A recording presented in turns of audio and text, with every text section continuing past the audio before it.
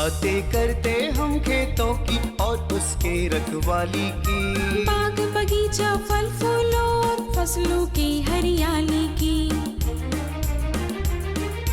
हम बीजों की बातें करते उत्तम जल संसाधन की, हम तकनीकी बातें करते फसलों के उत्पादन की। हर किसान का सपना सच हो जीवन सुखद बनाने को, गाँव-गाँव के हर आंगन का प्यारा सा ये दर्शन। कृषि दर्शन, कृषि दर्शन, कृषि दर्शन, कृषि दर्शन, कृषि दर्शन, कृषि दर्शन, कृषि दर्शन, कृषि दर्शन। खेती बाड़ी से जुड़ी हुई नई नई चीज़ों के बारे में आज हम जानेंगे और भी विषयों पर चर्चा भी करेंगे, लेकिन आइए सबसे पहले देखते हैं कृषि समाचार। नमस्कार, कृषि समाचार में आपका स्वागत है। मैं हूं पूनम आनंद। आइए देखते हैं आज कृषि समाचार में क्या है खास। हजारीबाग के किसान ले सकते हैं पूर्वी भारत में हरित क्रांति विस्तार योजना का लाभ। दलहन की खेती के लिए गढ़वा में राष्ट्रीय खाद्य सुरक्षा मिशन योजना। मक्का के बेहतर उत्पादन के लिए लगाएं उन्नत प्रभेद सुआन कंपोजिट 1। अब समाचार विस्तार से। हजारीबाग जिला में केंद्र प्रायोजित पूर्वी भारत में हरित क्रांति विस्तार योजना का संचालन कृषि प्रभाग झारखंड सरकार द्वारा किया जा रहा है। इस योजना के तहत हजारीबाग के किसान अनुदान पर मृदा एवं पोषक तत्व प्रबंधन, पौधा पोषण एवं संरक्षण प्रबंधन और कृषि यंत्र ले सकते हैं। इस योजना में JSLPS के स्वयं सहायता समूह, कृषक उत्पादक संगठन और प्रवासी मजदूरों को प्राथमिकता दी जाएगी। इस योजना से लाभ लेने के लिए जिला कृषि पदाधिकारी कार्यालय से संपर्क कर सकते हैं। गढ़वा जिला में दलहन के उत्पादन एवं उत्पादकता में बढ़ोतरी के लिए राष्ट्रीय खाद्य सुरक्षा मिशन योजना चलाई जा रही है। इस योजना के तहत 30 फीट लंबा और 30 फीट चौड़ा थ्रेसिंग फ्लोर के निर्माण के लिए 57,500 रुपये का अनुदान ले सकते हैं। गढ़वा के किसान इस योजना से लाभ लेने के लिए आत्मा कार्यालय गढ़वा से संपर्क कर सकते हैं। राज्य के दुधारू मवेशी पालक आपके मवेशियों के दूध उत्पादन में कमी आ रही है तो दाना मिश्रण और हरा चारा के बीच संतुलन कायम करें। गाय यदि 10 लीटर दूध देती है तो उसे 5 किलोग्राम मिश्रित दाना दें। यदि 10 किलोग्राम हरा चारा देते हैं तो 4 किलोग्राम मिश्रित दाना दें। देसी गाय में मुख्य रूप से देखा जाता है कि किसानों की एक समस्या होती है कि दूध उत्पादन में कमी आ रही है। तो इसका मुख्य कारण है कि दूध उत्पादन के हिसाब से आहार की व्यवस्था होनी चाहिए। वैसे गाय जिनका दूध उत्पादन लगभग 10 किलो है तो उसी हिसाब से उनका आहार संतुलित आहार की यदि बात करते हैं तो उसमें मकई, चोकर, खल्ली, मिनरल मिक्सचर और नमक ये मिक्स होना चाहिए। साथ ही साथ अगर 2 से 2.5 किलो दूध पे 1 किलो दाना मिश्रण देना चाहिए। मतलब 10 किलो दूध दे रहा है तो 2.5 किलो के हिसाब से 4 किलो दाना मिश्रण और 1 किलो मेंटेनेंस 5 किलो दाना मिश्रण उस गाय को मिलना चाहिए। लेकिन अगर हरा चारा आप दे रहे हैं तो 10 किलो हरा चारा पर आप 1 किलो दाना मिश्रण को कम कर सकते हैं। इस हिसाब से अगर आप आहार पर ध्यान देंगे तो निश्चित रूप से दूध उत्पादन में कमी नहीं आएगी। किसान भाइयों, रबी मौसम मक्का की खेती के लिए 15 अक्टूबर से 15 नवंबर तक फसल लगा सकते हैं। झारखंड में मक्का के बेहतर उत्पादन के लिए उन्नत प्रभेद सुआन कंपोजिट 1 HQPM 1, बिरसा मक्का 1, बिरसा विकास मक्का 2 या प्रिया लगाएं। रबी में मक्का की खेती के लिए 20 से 25 किलोग्राम बीज प्रति हेक्टेयर की दर से लगाएं। इसमें कतारों के बीच 60 सेंटीमीटर और पौधों के बीच 20 सेंटीमीटर की दूरी रखें। उन्नत प्रभेदों में सुआज कंपोजिट और बिरसा विकास मक्का की उत्पादन क्षमता 40 से 50 क्विंटल प्रति हेक्टेयर है। HQPM 1 की उत्पादन क्षमता 55 क्विंटल प्रति हेक्टेयर है, जबकि बिरसा मक्का 1 की उपज 35 से 40 क्विंटल और प्रिया की उत्पादन क्षमता 30 क्विंटल प्रति हेक्टेयर है। यह सच है कि महिलाओं का स्वास्थ्य, पोषण और शैक्षणिक स्तर राज्य में पुरुषों की तुलना में कम है। महिलाएं अल्पकौशल और कम परिश्रम वाली नौकरियों तक सीमित हैं। उनका संपत्ति तथा उत्पादन के साधनों पर विरले ही स्वामित्व या नियंत्रण है। बावजूद इन वर्जनाओं के जहां महिलाएं संगठित हुई हैं, बदलाव की एक नई इबारत लिखी गई है।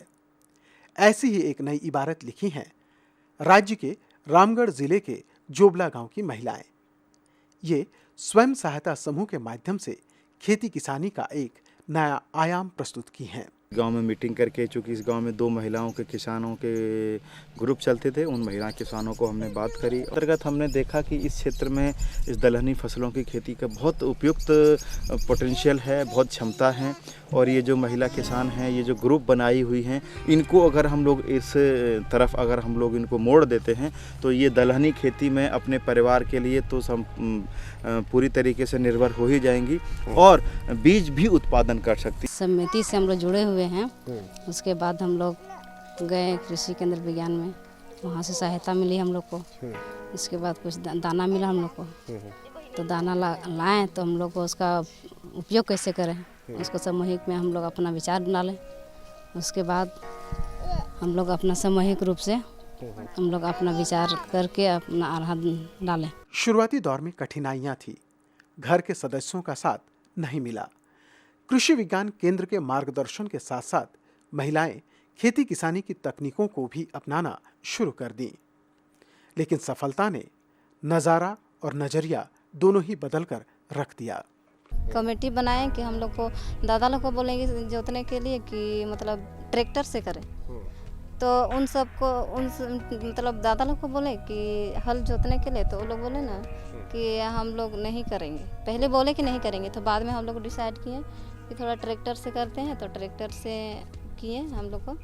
इसके बाद में ट्रैक्टर करने से उस दिन थोड़ा पानी बरसात होने के कारण नहीं हो सका, थोड़ा सा हुआ, तो बाद में दादा लोग को बोले, बहुत मतलब उन लोगों के साथ विनती किए, तब थोड़ा सा उधर कर दिए, जोत दिए, तब हम लोग लगा दिए। महिलाओं में परिवर्तन की शक्ति है। यह शक्ति जब समूह बनाकर सकारात्मक दिशा में अग्रसर होती है तो परिवर्तन के नए पदचिन्ह अपने आप तैयार होते हैं। और अब एक नज़र राज्य के 5 प्रमुख शहरों के मौसम के मिजाज पर। आज राज्य के 5 प्रमुख नगरों के अधिकतम और न्यूनतम तापमान कुछ इस प्रकार दर्ज किए गए। रांची का अधिकतम तापमान 30 डिग्री सेल्सियस और न्यूनतम 19 डिग्री सेल्सियस। जमशेदपुर का अधिकतम तापमान 33 डिग्री सेल्सियस और न्यूनतम 23 डिग्री सेल्सियस। मेदिनीनगर का अधिकतम तापमान 34 डिग्री सेल्सियस और न्यूनतम 22 डिग्री सेल्सियस। देवघर का अधिकतम तापमान 34 डिग्री सेल्सियस और न्यूनतम 23 डिग्री सेल्सियस। धनबाद का अधिकतम तापमान 35 डिग्री सेल्सियस और न्यूनतम 24 डिग्री सेल्सियस।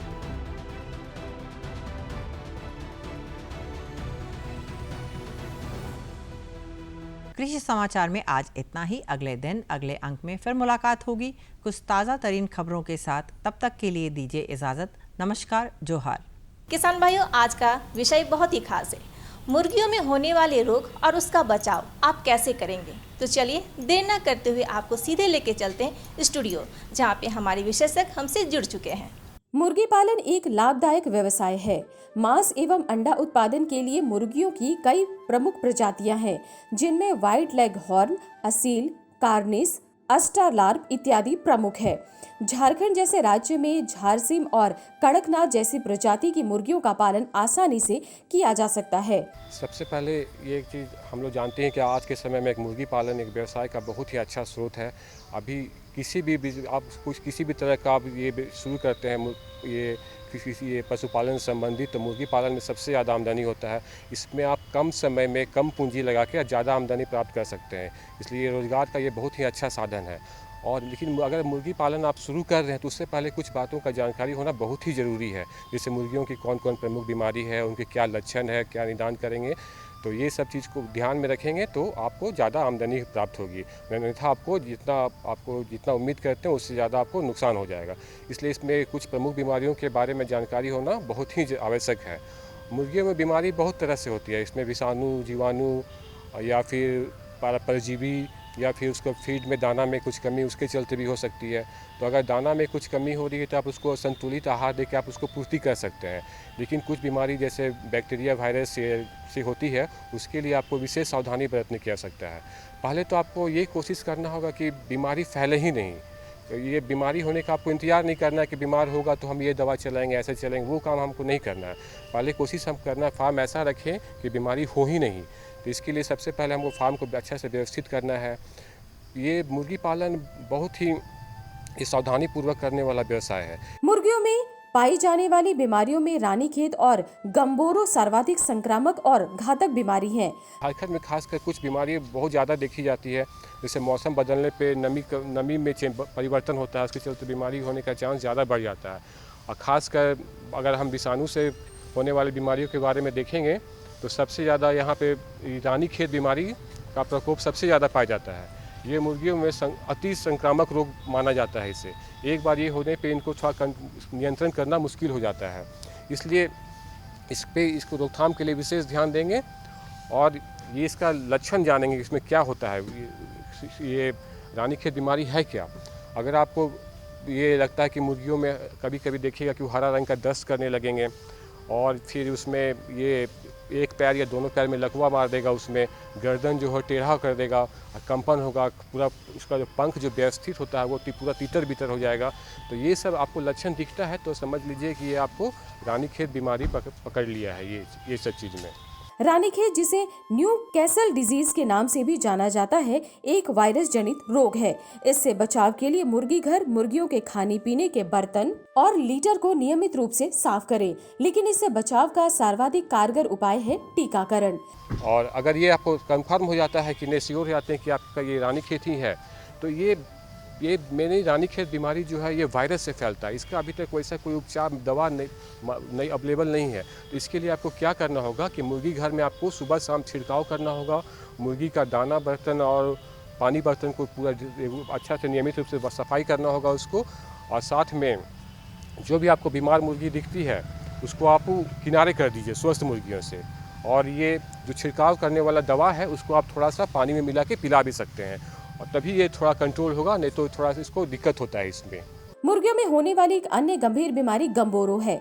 इस रोग से संक्रमित मुर्गियां सुस्त हो जाती हैं और सफेद दस्त करती हैं। इससे बचाव के लिए मुर्गी आवास की साफ सफाई पर विशेष ध्यान दें। अति संक्रामक रोग है। एक मुर्गी को पकड़ा तो ये उसके लार से उसके इन्फेक्ट में आए जो उसका बर्तन, पानी बर्तन, दाना बर्तन, आहार किसी से भी संक्रमित होकर वो दूसरे मुर्गियों में फैल सकते हैं और इससे ये हवा से भी फैल सकता है मुर्गियों के आपस में। इसलिए एक बार होने पे पूरा बहुत ज़्यादा उम्मीद रहते हैं कि ये बोला जा सकता है कि दूसरे मुर्गियों में फैल सकता है। इसलिए जो स्वस्थ मुर्गी है उसको अलग कर देना, बीमार मुर्गी को अलग रखेंगे और साथ में उसको कुछ उसमें दवाई चलाएंगे, छिड़काव करेंगे और एंटीबायोटिक उससे मतलब उसको थोड़ा सपोर्ट करने के लिए कुछ एंटीबायोटिक दवाई चला देंगे, तब ये कंट्रोल हो सकता है। ये तमाम रोगों से बचाव का सबसे सरल और सहज तरीका है समय पर मुर्गियों का टीकाकरण। 1 से 18 सप्ताह तक मुर्गियों का टीकाकरण नियमित रूप से करने पर उन्हें गंभीर रोगों से बचाया जा सकता है। टीकाकरण इसका शुरुआती दौर में ही, क्योंकि ये वायरस से होने वाला बीमारी है, ये अगर बीमारी पकड़ लेगा तो टीका आपको उतना काम नहीं करेगा। इसलिए शुरुआत के दौर में जब चूजा 1 सप्ताह का हो उसी समय से टीकाकरण आपको करना है। 1 सप्ताह का होगा, फिर 4 वीक पे करना है आपको, फिर आपको 8 वीक पे करना है और जब अंडा देना शुरू करती है 16-18 वीक में, उस समय आपको इसका टीकाकरण करना है। संतुलित भोजन और टीकाकरण के साथ हवादार मुर्गी घर भी उन्हें कई रोगों के संक्रमण से बचाते हैं। मुर्गियों को उचित जगह मिले और मुर्गी घर में जहरीले गैसों का जमाव न हो, इस बात का अवश्य ध्यान रखें। आवास व्यवस्था सबसे महत्वपूर्ण चीज़ होता है। आदमी हो या जानवर, अगर उसको आप फ़ायदा सही ढंग से लेना चाहते हैं तो उसको पूरा समुचित व्यवस्था करनी होगी उसके लिए। जैसे आप अपने लिए आराम की व्यवस्था करते हैं, उससे जानवरों के लिए भी, पक्षियों के लिए भी करना होगा। इसके लिए आवास व्यवस्था के लिए उनको पूरा अच्छा रहना चाहिए कि घूम फिर सके अच्छे से। और प्रत्येक अगर अंडा देने वाली मुर्गी है तो एक मुर्गी को आपको 2.5 स्क्वायर फीट जगह देना होगा। और मुर्गी घर में आप जहाँ रखे हैं वो हवादार होना चाहिए ताकि एक साइड से हवा आए, दूसरे साइड से निकल जाए। किसी भी तरह का ये नहीं रहना चाहिए, मतलब कि ज़्यादा भीड़ भाड़ नहीं रहना चाहिए। आपको जितना 2.5 स्क्वायर फीट है तो 2.5 स्क्वायर में एक बर्ड को आपको रखना है। और खिड़की का ऊंचाई भी आपको ज़्यादा नहीं रखना है। खिड़की का ऊंचाई अगर ज़्यादा रख दीजिएगा तो कुछ जहरीली गैसें बनती हैं जो कि ज़मीन पे रह जाएगी, वो आपको हानि करेगी। और खिड़की का ऊंचाई कम रहने पर सारी गैस बाहर निकल जाती है। इसलिए 1 से 1.5 फीट पे आपको खिड़की रखना है और ताकि जो भी आपको गैस बन रहा है वो सब बाहर निकल जाए, बीमारी फैलने की संभावना बहुत कम हो जाएगी। इसके अलावा मैरेक्स, IB एवं फाउल पॉक्स जैसी बीमारियां भी मुर्गियों में होती हैं। इससे बचाव के लिए साफ सफाई और टीकाकरण पर विशेष ध्यान दें।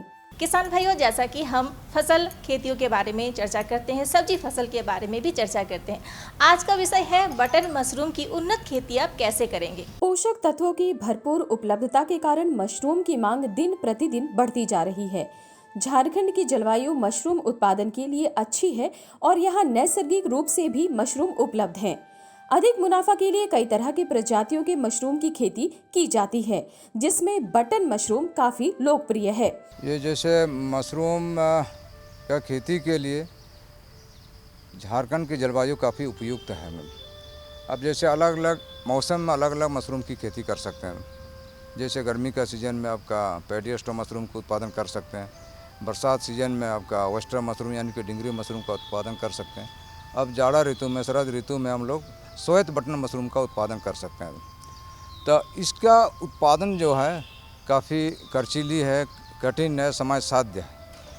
इसको बनाने, इसका उत्पादन हमारे देश में चूँकि एगरिकस बाइस्पोरस की एक प्रजाति है, उसको बड़े पैमाने पर की जाती है, क्योंकि इसका उत्पादन शरद ऋतु में ही होता है। जैसे मैदानी भागों में या पहाड़ी क्षेत्रों में उसका उत्पादन शरद ऋतु में हम लोग करते हैं, क्योंकि इस दौरान वहाँ का तापमान कम रहता है और नमी ज़्यादा रहती है। इसके उत्पादन के लिए, इस मशरूम का उत्पादन के लिए आपको 20 से 22 डिग्री सेंटीग्रेड शुरुआत में चाहिए, फिर बाद में फलन के टाइम में 18 से 14 से 20 तक हम लोग रख सकते हैं। इसी टेम्परेचर पर ही इसका उत्पादन हो सकता है। बटन मशरूम उगाने की प्रक्रिया कई चरणों में पूरी की जाती है, जिसमें कंपोस्ट तैयार करना, बिजाई और कैसिंग प्रमुख है। तमाम रसायनों की अब जैसे चोकर रैब मैंने 15 केजी, कम से कम 15 केजी मिलाना चाहिए। उसके बाद आपका कैल्शियम अमोनियम नाइट्रेट जो है, अगर ये नहीं मिलता है तो डाई अमोनियम फॉस्फेट DAP हम लोग मिलाते हैं 9 केजी। उसके बाद फिर यूरिया 4 केजी के करीब है, और SSP और म्यूरेट ऑफ पोटाश 3 केजी हम लोग मिलाते हैं। और उसके बाद फिर सीरा वगैरह है, उसका 30 केजी के करीब मिलाते हैं। और इंसेक्टिसाइड है 200 ग्राम करीब मिलाते हैं। तो शुरुआत में सबसे पहले हमको क्या करना है, स्ट्रो को यानी कि कुट्टी को 3 दिन तक इसको लगातार भिंगाते रहना पड़ेगा। 3 दिन तक। चौथा दिन में हम लोग और भी दूसरे जिप्सम और इंसेक्टिसाइड कीटनाशक दवा को छोड़ करके बाकी सब चोकर हो गया, गुड़ का सिरा हो गया, यूरिया हो गया, SSP हो गया, म्यूरेट ऑफ पोटाश, सबको मिक्स कर देते हैं, मिला देते हैं। मिलाने के बाद फिर इसका ढेर बना देते हैं। ढेर बनाने के बाद फिर इसको जूट का बोरा से ढक देते हैं। इस तरह से हम जिस दिन मिलाएंगे उस दिन हम लोग 0 डे मानते हैं। उसके बाद फिर हम लोग 0 से 1 से 5 दिन तक वैसे रख देते हैं, वैसे मैंने ढका हुआ छोड़ देते हैं। 6वां दिन में फिर हम लोग पहली पलटाई करते हैं। जैसे पलटाई करने का भी तरीका यह है कि जैसे 1 फीट